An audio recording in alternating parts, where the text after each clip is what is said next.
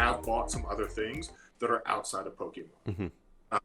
There's a few sports cards. Tom Brady, That I think I saw. Yeah, I pulled up your couple, Instagram here. couple Patrick Mahomes and Tom Brady that are on there. Um, Great buys.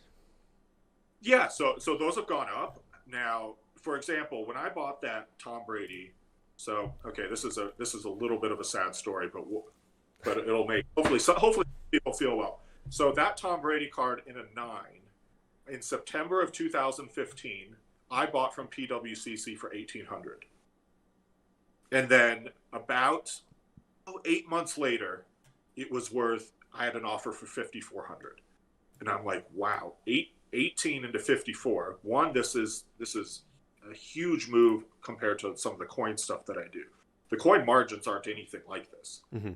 They're reliable, and I've got all the the system set up, and it's just like a moving machine now. But the margins aren't anything like that. Right. So and especially from a security standpoint, you don't see stocks move like that either. Mm-hmm. You don't see a stock price go from 18 to 54. You're happy with 5%. Yeah, oh yeah, 5% a year, and not so to make it double, like a 3x doubling in half a year. I'm like, okay, like I'm totally cool with that. Mm-hmm. You want this guy wants the card, is a credible person, sold him the card. Mm-hmm. And then was kind of out of it, and wasn't doing too much between 2015 to 2019. Not too much with the other collectibles, was just kind of stay in my course with the stuff that I knew. Mm-hmm. And at the time, was getting out of an apartment, buying a house, using disposable income for what I felt like were smart investments. Yeah, necessary, like progression forward, like Mm-hmm. in life type of steps. Mm-hmm. So I'm like, do I want to buy other things? Yeah, kind of. But like, is it the right thing probably to get out of renting and buy a house? If financially it presents itself, it's probably the right thing to do.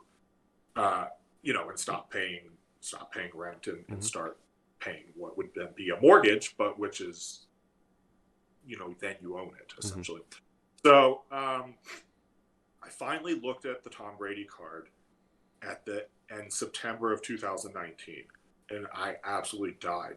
It was at $24,000. And I'm like, holy smokes. I just bought it. I bought it 5 years earlier at 1,800, sold it for 54, thought it was a great deal, was like super pumped, happy with myself. And now it's for $24,000. 5,000's a lot, but 24,000's really a lot. So I looked into it a little bit more, and I rebought the card. How much? So I got 24.5. So essentially when we saw it there, there's a couple on eBay, kind of made some deals, negotiations. Last one sold for 24. The next seller is willing to let it go for not too much more. Essentially the same price as the last sold. Mm-hmm. So I went in on that, and now it's worth close to 40, give or take. I'd have to go back and look. It's mostly PWCC that sells that specific card. Mm-hmm. It's not too many individuals that sell that card that I've seen. Mm-hmm. But I'm not I'm on Instagram with Pokemon, and I'm pretty. I've interacted with lots of people in the community on Instagram about Pokemon, but I'm not in the same realm with sports cards. Mm. So I don't interact with the same people. So much like Pokemon is on Instagram, well, of course, sports cards are also on Instagram, just like that, with the same type of community and all the buy posts and sell posts and trading and all sort of that. So I was never a part of that back then. In fact, I only made Instagram. I don't do much with social media at all. Mm-hmm. I think I have a Facebook account that I haven't logged into or posted on for like 4 years. Yeah, it's just not my thing. I get enough stress as it is, email, work, and that sort of thing.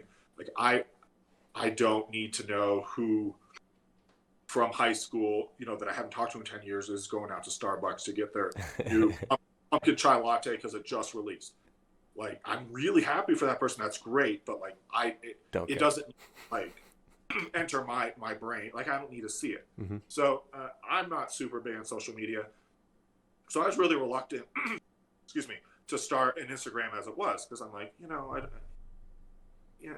not really into that social media stuff. But I did it because I saw one.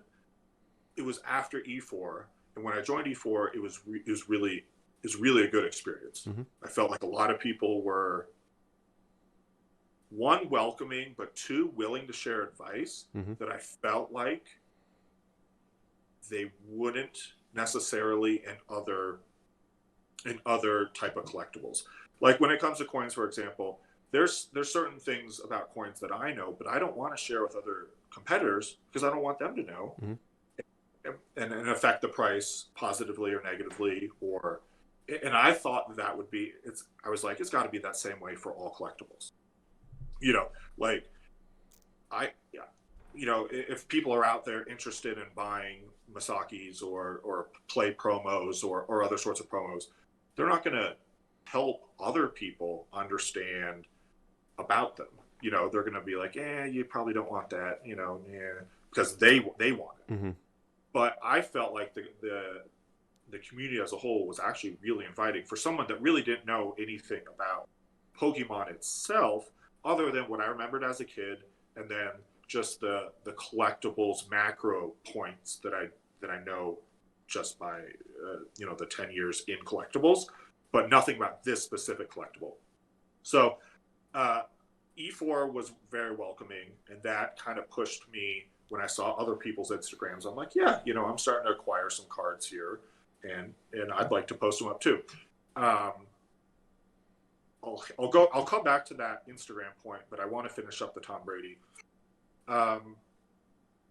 So I bought the card then again at 24, and that was my first entrance back into anything other than collectibles, aside from what I had as a kid as Magic, and then my own core business with Coins of Bullion. And it's widely accepted, hopefully. I mean, I think most people feel this way, that he's the best quarterback to have lived out of right now. So with that, and that's kind of like the OG, like first edition base Charizard. Well, that's kind of I beat this story with a dead horse at this point, but I had the 9.5 first edition base set Charizard, sold it in February for $12,500. I actually had the opportunity to buy it back at $24,000. Funny enough, I didn't. Yep. Today it's worth $125, $150. Yep. And that's, instead of 5 years, that's 8 months. Right. And who knows? Maybe in 2 years we'll be having this conversation again, because both of us skipped out on it and it just got to 400. Right. 5. Because I truly do think that the PSA 10. I think it could become $1 million card. I think it will be definitely some time and change in the market, and we'd have to see some.